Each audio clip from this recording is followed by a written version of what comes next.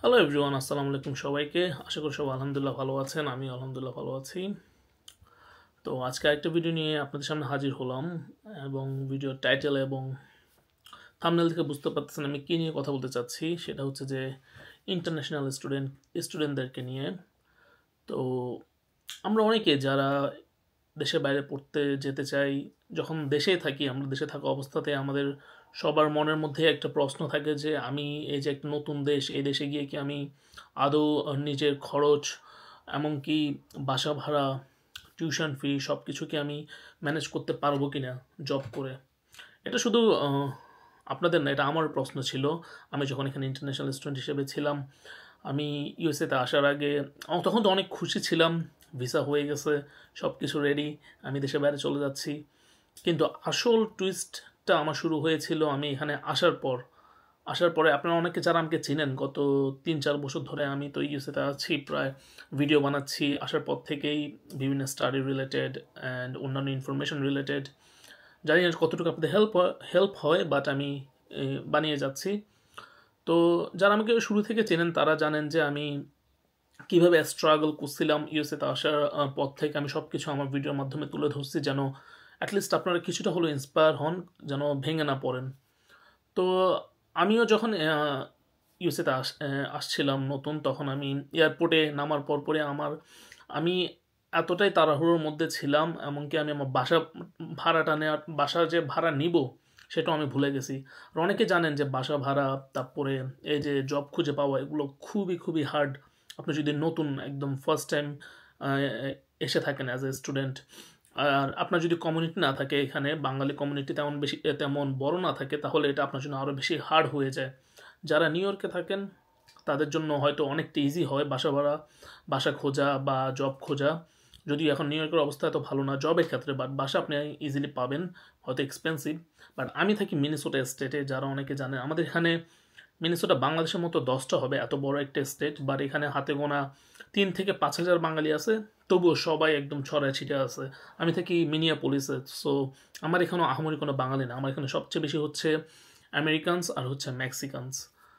তো যাই হোক, তো আমি আমার গল্পটাই বলি যে আমি কিভাবে এখানে আসলাম, সব কিছু করলাম। আর মূল ভিডিওর কথা হচ্ছে আজকে যে আপনি কি ইন্টারন্যাশনাল স্টুডেন্ট হিসেবে দেশের বাইরে গিয়ে কি কাজ করে, পার্ট টাইম জব করে, ফুল টাইম জব করে, যেভাবেই হোক, আপনি কি আপনার লিভিং এক্সপেন্স মেনটেন করতে পারবেন কিনা, আপনি টিউশন ফি দিতে পারবেন কিনা, আপনি আপনার আদার যে খরচ আছে সেগুলো দিতে পারবেন কিনা। আজকে জাস্ট ওই বিষয়টা নিয়ে আমি কথা বলার জন্য ভিডিওটা বানাচ্ছি, কারণ রিসেন্টলি অনেকেই জিজ্ঞেস করতেছেন এই ব্যাপারগুলো, কারণ সবাই একটা ভয়ের মধ্যে থাকেন যারা আসতে চাচ্ছেন ইউএসএতে। অনেকে আবার মানে মনোবল ভেঙে যায়, আসতে ইচ্ছে হয় না, যদিও ভিসা হয়ে গেছে, কিন্তু ভিসা হওয়ার পরেও এমন অনেক মানুষ আছে যারা বলে যে ভাই আমি এখনও ভয় আছি যে আমি আসলে গিয়ে ওখানে সেটেল হতে পারবো কি না, কারণ আমার ফ্যামিলিতে কোনো টিউশন ফি দিবে না, আমাকে ফার্স্ট সেমিস্টারে টিউশন ফি দিয়ে দিচ্ছে, বাকিটা আমাকে নিজেকে ম্যানেজ করতে হবে কাজ করে বা যেভাবেই হোক। তো আমার কথা হচ্ছে যে আমিও যখন স্টুডেন্ট হিসেবে ছিলাম, আমিও কিন্তু পড়াশোনা করছি, আমি হার্ডওয়ার্ক করছি, ফুল টাইম জব করছি। যদিও আমাদের তো জব করার পারমিশন নেই, বাট তবুও করা লাগছে, যেটা সবাই করে, এটা অলরেডি ওরাও জানে, ইউএসের যারা অথরিটি তারাও জানে। যাই হোক, তো সব কিছু করেও আমি টিউশন ফি দিলাম, আমি আমার বাসা ভাড়া দিলাম, আমি আমার সব খরচ দিলাম। তো আপনি এই ক্ষেত্রে আমি বলবো যে আপনি অবশ্যই পারবেন। আপনি এখানে আসার পরে যদি কোনো মতে একটা জব ম্যানেজ করতে পারেন, আর যদি জবটা আপনি ধরে রাখতে পারেন, তাহলে আপনার পক্ষে অবশ্যই পসিবল আপনি টিউশন ফি দেওয়া, বাসা ভাড়া দেওয়া, এভরিথিং। বাট অনেকে আছে, অনেক ফ্যামিলি আছে যারা এক্সপেকটেশন রাখেন অনেক বেশি, যে ছেলেকে দেশের বাইরে পাঠিয়ে দিছি, এখন ছেলে প্রতি মাসে মাসে আমার জন্য, ফ্যামিলির জন্য টাকা পাঠাবে। হ্যাঁ, অবশ্যই আপনি পাঠাতে পারবেন, কিন্তু আপনার এটা মাথায় রাখতে হবে যে আপনার ছেলে মাত্র দেশের বাইরে গেছে, ছেলে অথবা মেয়ে, একটু তাকে সেটেল হতে টাইম দেন। কারণ আপনি জানেন যে আপনার থেকে সে একটা টাকা টিউশন ফি নিচ্ছে না দেশ থেকে, সে এখানে কষ্ট করতেছে, প্রতি উইকে 50-60 ঘন্টা কাজ করতেছে, সেটা যেভাবে হোক, ডেলিভারি করে হোক, রেস্টুরেন্টে কাজ করে হোক, যেভাবে হোক। তো তার থেকে এখন এক্সপেক্ট করাটা হচ্ছে ভুল, কারণ এখন হচ্ছে তার নিজের খরচগুলো মেনটেন করার টাইম। সে টিউশন ফি জমাতে হবে, সে এই যে বাসা ভাড়া জমাইতে হবে, তারপর হচ্ছে আপনার তার এই সেম ধরেন যদি ফলে টিউশন ফি সে দিয়ে থাকে তাহলে তাকে আবার তার স্প্রিংয়ের টিউশন ফির জন্য মাথায় চাপ থাকবে যে হ্যাঁ আমার স্প্রিংয়ের টিউশন ফি হচ্ছে $7,000, এটাকে আমাকে এই 4-5 মাস কাজ করে যেভাবে হোক ম্যানেজ করতে হবে। এটা অনেকটা প্রেশার, এটা তারপর অনেক ফ্যামিলি আশা রাখে। এখন ভাই আপনার পক্ষে যদি সম্ভব হয়, আপনার যদি কিছু সেভিংস থাকে সেখান থেকে আপনি অবশ্যই ফ্যামিলিকে দিতে পারেন। আর যাদের ফ্যামিলির অবস্থা এত বেশি ভালো না, অনেকে লোন করে আসেন দেশের বাইরে, আমি বলবো যে লোনটা অল্প অল্প করে হলেও প্রতি মাসে দেয়া পসিবল। বাট এই ক্ষেত্রে আপনি কোনো তেমন আহামরি সেভিংস করতে পারবেন না, মানে নিজের কাছে কোনো সেভিংস রাখতে পারবেন না। যেটা আর্ন করবেন সেটা আপনার খরচ হয়ে যাবে এই যে আনুষঙ্গিক এসব ব্যাপারে। তো আমার একটা সাজেশন থাকবে যে আপনারা যারা এই যে দেশের বাইরে স্টুডেন্ট হিসেবে আসতেছেন, একদম মানে ফ্যামিলি কোনো সাপোর্ট দিবে না, just first semester tuition fee দিয়ে দিবে। আর যারা যদি স্কলারশিপ পেয়ে আসেন, ফুল 100% স্কলারশিপ নিয়ে আমাকে কেউ কোনো প্রশ্ন করবেন না, আমি নিজেও পাই নাই, আমার কোনো আইডিয়া নেই, আমি কখনো স্কলারশিপের জন্য অ্যাপ্লাইও করি নাই, মানে দেশে থাকা অবস্থা। এখানে আসার পর আমি পাইছি আমার একাডেমিক রেজাল্টসের উপরে ওরা আমাকে স্কলারশিপ দিয়েছিল। এটা একটা ভালো অপরচুনিটি, এখানে আপনার যদি ভালো রেজাল্ট হয় আপনি আপনার স্কুল থেকে আপনি স্কলারশিপ পাবেন। বাট দেশ থেকে আমার এটা নিয়ে কোনো আইডিয়া নেই, কীভাবে স্কলারশিপ কী করতে হয় আমার একদমই আমি কোনো আইডিয়া নেই। আপনি ওরা অন্য কোনো ইউটিউবারকে জিজ্ঞেস করতে পারেন যারা অলরেডি এখানে আছে, এভাবে স্টাডি রিলেটেড ভিডিও বানায়। তো আমি বলবো যদি আপনি 100% স্কলারশিপ পেয়ে থাকেন তাহলে আপনার জন্য এটা খুবই ভালো। আপনার কোনো আদার্স কোনো খরচ থাকবে না, সব কিছু যেহেতু স্কলারশিপে কাভার করতেছে। আপনি যদি জবও করেন তাহলে সেটা আপনি সেভিংস করতে পারবেন আপনার ফিউচারের জন্য। অনেক স্কুল আছে তারা আপনাকে 1 একাডেমিক ইয়ার স্কলারশিপ দিয়ে থাকে, বাকি যে আপনার ব্যাচেলার্সের 3টা বছর সেটা আপনাকে নিজেই কভার করতে হবে। এই যে আপনি এই 1 বছর যে কাজটা করবেন আপনাদের কোনো টাকা দেওয়া লাগতেছে না, এক্সেপ্ট বাসা ভাড়া। অনেক ইউনিভার্সিটি, অনেক স্কুল আপনার ডমে আপনি ফ্রি থাকতে পারবেন, সো আপনার ওই দিক থেকে আপনার টাকা সেভ হচ্ছে। আমি বলবো যে আপনার যখনই সুযোগ পাবেন তখনই টাকাটা সেভ করে রাখবেন যেন নেক্সট সেমিস্টারগুলোতে আপনি খরচ করতে পারেন। সো যারা স্কলারশিপ পান এটা অনেক বড় একটা অপরচুনিটি। বাট এগেন সবাই স্কলারশিপ পায় না, সবাই মানে সব স্কুলে স্কলারশিপ দিতে চায় না। আমি জানি না কীভাবে কী স্কলারশিপগুলো ওরা ডিটারমাইন করে, সো আমার কোনো আইডিয়া নেই।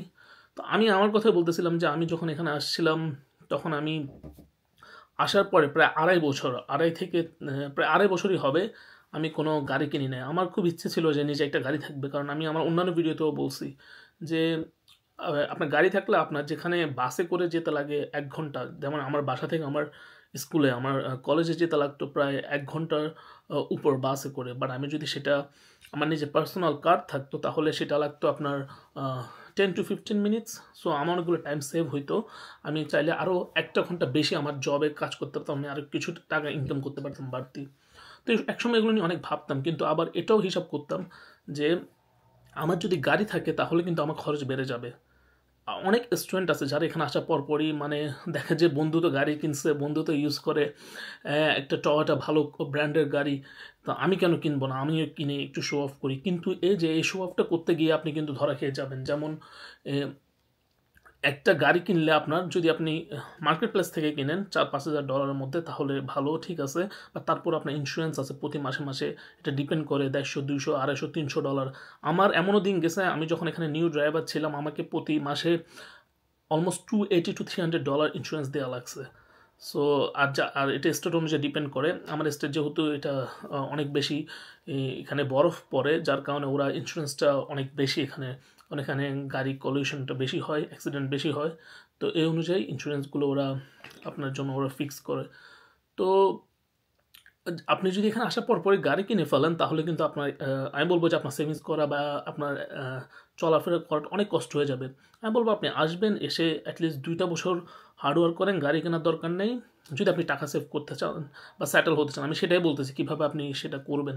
তাহলে আপনি জাস্ট পাবলিক ট্রান্সপোর্টে ট্রাভেল করবেন, বন্ধুরা যা ইচ্ছা করুক, বন্ধুদেরকে আমার ফলো করার দরকার নেই, কারণ বন্ধুরা হয়তো আসছে আমার আরও 3-4 বছর আগে, তারা অলরেডি হয়তো এই কষ্টে পার করে আসছে, তো ওদেরকে আমার ফলো করার দরকার নেই।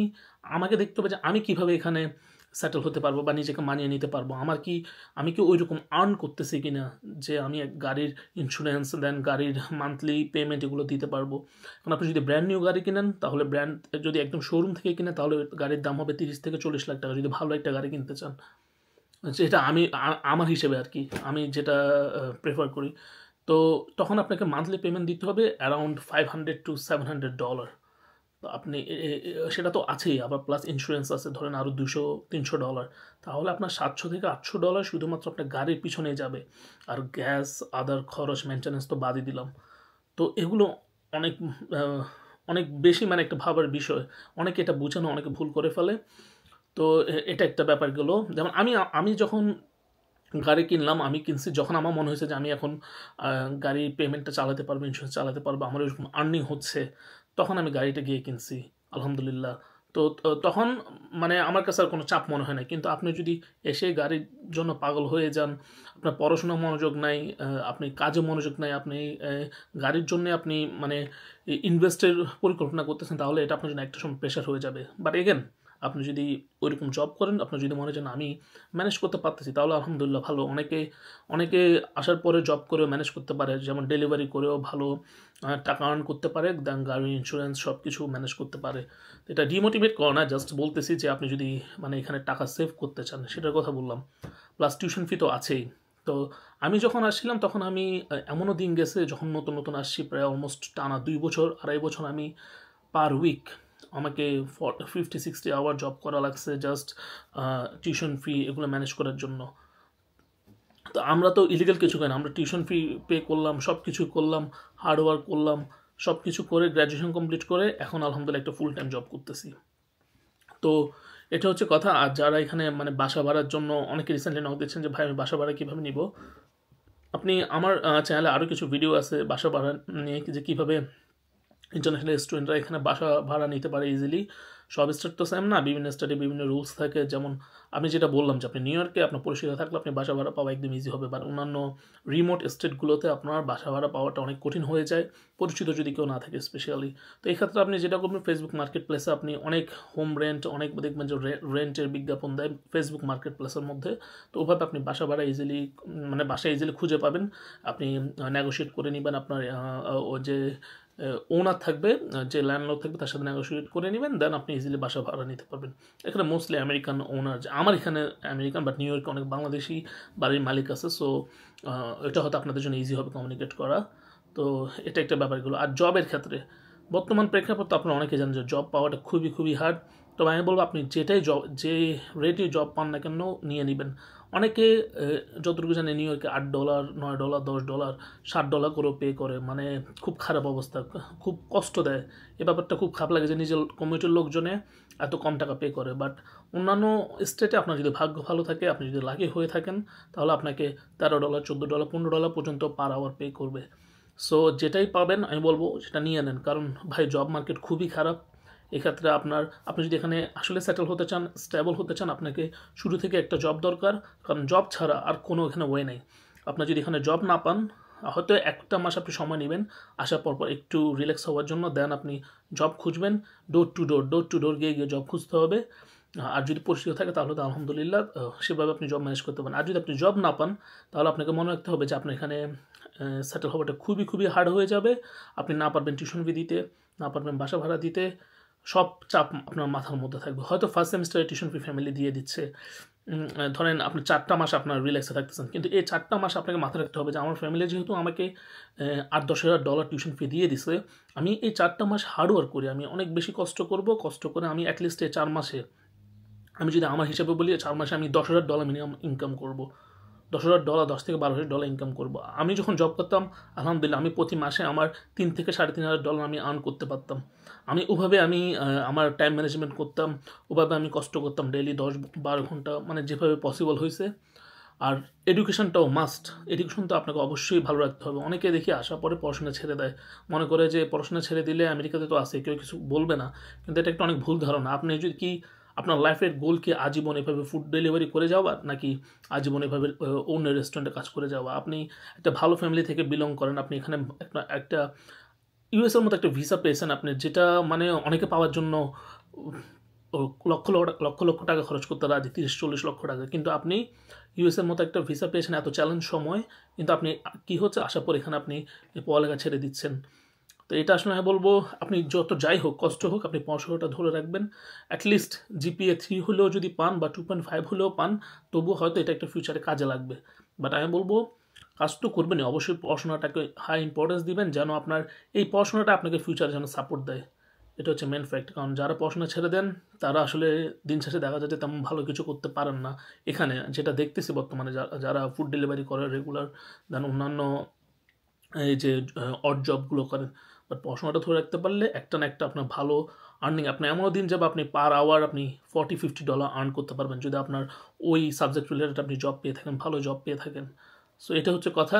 যারা মানে এখন রিসেন্টলি আসতেছেন তাদের জন্য মূলত ভিডিওটা বানানো, যে আপনি কি এখানে এসে আসলে সেটেল হতে পারবেন কিনা, টিউশন ফি, বাসা ভাড়া, দেন আদার্স খরচ দিতে পারবেন কিনা। আমি বলছি অবশ্যই পারবেন। আমিও যদি পারি, আমি ইন্টারন্যাশনাল স্টুডেন্ট ছিলাম, আমি যদি পারি আপনিও অবশ্যই পারবেন। আমিও সব কিছু করে এভাবে স্ট্রাগল করে আমি আমার গ্র্যাজুয়েশন কমপ্লিট করছি, আমি আমার অ্যাসোসিয়েট ডিগ্রি ক্রিমিনাল জাস্টিস থেকে কমপ্লিট করছি। সো আমি যদি পারি আপনিও অবশ্যই পারবেন। এটা আমরা ব্যতিক্রম কিছু না, আমরা দুজনই দেশি মানুষ, দুজনই আমরা একই, যেহেতু একই দেশ থেকে আমরা বিলং করি, আমাদের ক্যারেক্টার সব কিছু অলমোস্ট সেম। সো আমি হার্ডওয়ার্ক করতে পারলে আপনিও অবশ্যই হার্ডওয়ার্ক করতে পারবেন, এখানে ব্যতিক্রম কিছু নাই। তো এটাই আজকে আমার ভিডিও টপিক ছিল, যে ইনশাল্লাহ যারা আসতেছেন রিসেন্টলি তারা ওভাবে মাইন্ডসেট করে আসেন যে আমি যাবো ওখানে, আমি যাওয়ার পরে জব খুঁজবো, আমি ইনশাল্লাহ স্ট্রাগল করবো নেক্সট 2-3 ইয়ার্স, আমি ভালো সেভিংস করবো। আপনি যদি ঠিকমতো জব করতে পারেন তাহলে আপনার ইয়ারলি যদি আপনি টোটাল আর্নিংস দেখেন, আপনার $25,000-30,000 আপনি ইনকাম করতে পারবেন, $25,000-30,000, যেটা আপনার টিউশন ফি দিতে পারবেন আলহামদুলিল্লাহ রিল্যাক্স। দেন আপনি ঘুরতে পারবেন, আপনি যেটা ইচ্ছে সেটা কিনতে পারবেন। আইফোন একটা না, আইফোন আপনি 3টা কিনে দেশে পাঠাতে পারবেন। সো এটা হচ্ছে কথা। সো ওভাবে আপনি স্ট্রাগল করার মেন্টালিটি নিয়ে আসেন, আর কারোর উপর ডিপেন্ডেন্ট হবেন না। সবচেয়ে বড় কথা, এখানে আমরা অনেকে অন্যের উপর ডিপেন্ডেন্ট হয়ে যাই, এটা একদমই করবেন না।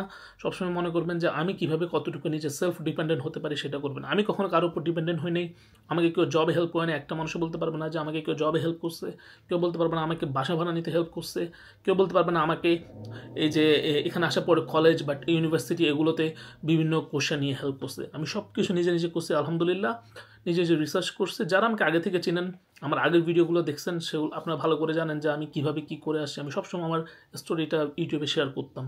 তো আপনার যদি ওগুলো না দেখে থাকেন, একটু আমার পুরোনো ভিডিওগুলো দেখে আসবেন। আলহামদুলিল্লাহ আমার চ্যানেলে প্রায় 100-র উপর ভিডিও আছে বর্তমানে। তো আমি সবগুলো ইনফরমেশন রিলেটেড ভিডিও, আমি কখন কী করতাম আমি সব কিছু শেয়ার করার ট্রাই করতাম। মাঝে মধ্যে ইনফরমেশান কিছু ভুলে যায় বা কিছু মিস হয়ে যায়, সেটা আবার আপনারা যদি মনে করে দেন সেটা আমি অ্যাড করার ট্রাই করি কমেন্টে বা অন্য ভিডিওতে। তো এটা হচ্ছে কথা।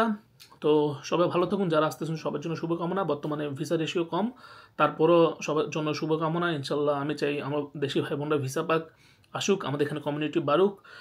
আপনি ভিসা পেলে আপনার ফ্যামিলির লাভ, আপনার জন্য লাভ, আমার কোনো লাভ নেই। কারণ আমি আলহামদুলিল্লাহ এখানে যতটুকু আসছি আমি ততটুকুতে আমার কাছে মনে হয় যে আমি আপাতত সেটেল, ফুল টাইম জব করতেছি, একটা গভর্নমেন্ট জব করতেছি। সো আমার দিক থেকে আমি আলহামদুলিল্লাহ ভালো। বাট আমি চাই আপনারা ভালো পজিশনে চান, আপনার ফ্যামিলি হ্যাপি হোক, সবাই চায় সবার ফ্যামিলি হ্যাপি থাকুক, এটা হচ্ছে কথা। তো আপনাদের যে কোনো প্রশ্ন থাকলে আমাকে অবশ্যই কমেন্টে জানাবেন, আমি ইনশাল্লাহ রেসপন্স করার ট্রাই করবো যদি আমার জানা থাকে। আর অনেকে আমার সাথে পার্সোনালি কন্ট্যাক্ট করতে চান, বাট ভাই আমি পার্সোনালি কার সাথে কন্ট্যাক্ট করি না, কারণ আগে কিছু সমস্যা হয়েছে এই যে স্টাডি রিলেটেড বা অন্যান্য রিলেটেড ব্যাপারে অনেকের সাথে কথা বলতে গিয়ে। কারণ আমি নিজে ফুল টাইম জবে থাকি, বিজি থাকি, আমার সবসময় পসিবল হয় না আপনাদের সবার টেক্সটে রিপ্লাই দেওয়া। তো আমি কমেন্টগুলো চেক করি ইউটিউবে, আমি সেগুলো রেসপন্স করার ট্রাই করি যতটুকু আমার জানা থাকে। তো যে কোনো প্রশ্ন থাকলে কমেন্টে জানাবেন, আমি ইনশাল্লাহ রেসপন্স করার ট্রাই করবো। আর অন্য কোন নতুন টপিক নিয়ে ভিডিও বানানো যায় যেটা ইনফরমেশন রিলেটেড বা যেটা হেল্প হবে, সেটা আমাকে কমেন্টে জানাতে পারেন, আমি ইনশাল্লাহ ওই অনুযায়ী ভিডিও বানানোর ট্রাই করবো। তো সে পর্যন্ত সবাই ভালো থাকুন, সুস্থ থাকুন, আর আমার জন্য দোয়া করবেন। আসসালামু আলাইকুম, আল্লাহ হাফেজ।